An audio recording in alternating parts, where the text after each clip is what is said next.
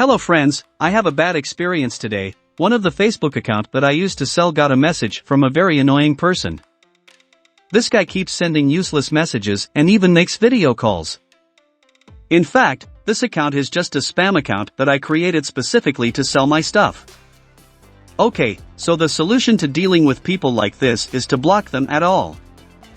So, follow this video to the end because I will show you the easiest and fastest way to block people on Facebook desktop. Okay, the first step is to open the profile of this annoying person by clicking on the profile photo icon right here. After that you need to click this three dots icon. Then, click on the block button.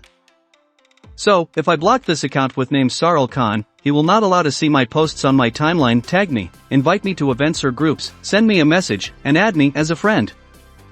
Then the last step you just need to click confirm.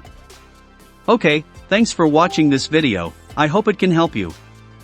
Don't forget to subscribe to my YouTube channel.